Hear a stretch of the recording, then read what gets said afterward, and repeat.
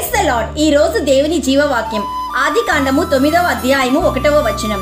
మీరు ఫలించి అభివృద్ధి పొంది భూమిని నింపుడి. Genesis chapter 9 verse 1.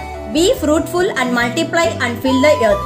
ఇక్కడ నోవాహు దేవుని ఎదుట నీతిమంతుడై జీవించుచుండెను. జలప్రలయం ముందు ప్రజలు చెడుతనంతో నిండి ఉండిరి. జలప్రలయంలో ప్రజలందరూ దేవుని ఉగ్రతకు గురై అందరూ నశించిపోయిరి. అయితే నోవాహు నీతిని బట్టి విశ్వాసమును బట్టి దేవుడు నోవాహు కుటుంబాన్ని జలప్రలయం నుండి కాపాడెను.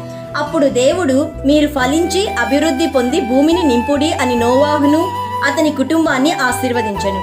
ప్రియ సహోదరి సహోదరుడా, ఇప్పుడు నీవు కూడా అంధకార సంబంధమైన చీకటి నుండి విడుదల పొంది యేసయ్య అనే టవర్ క్రింద విత్తబడ్డావు.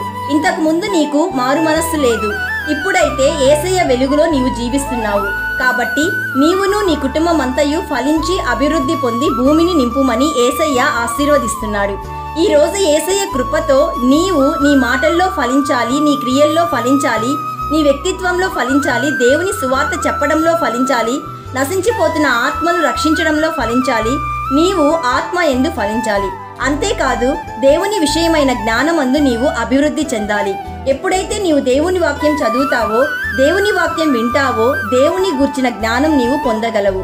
కాబట్టి నీవు ఫలించాలంటే నీవు జీసస్ క్రైస్ట్లో నిలిచి ఉండాలి.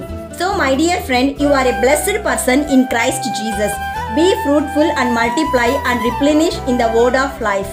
ప్రియ సహోదరి సహోదరుడా, ఈరోజు క్రీస్తులో ఫలించి అభివృద్ధి పొంది నీవు, నీ కుటుంబం, నీ ఆత్మీయ జీవితం, నీ వ్యాపారం, నీ ఉద్యోగం, నీ పరిచర్య విస్తరించాలని యేసయ్య కోరుకుంటున్నాడు.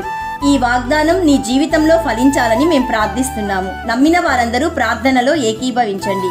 యేసయ్య, ఈరోజు మాకిచ్చిన జీవవాక్యం బట్టి నిన్ను స్తుతిస్తున్నాము.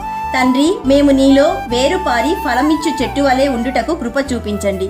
ఈ రోజు జీవవాక్యం వింటున్న ప్రతి ఒక్కరి జీవితాలు ఫలించి అభివృద్ధి పొంది విస్తరించుటకు ఆశీర్వదించమని నిజమైన ద్రాక్షవల్లి అయిన యేసయ్య నామంలో అడుగుచున్నాము తండ్రి.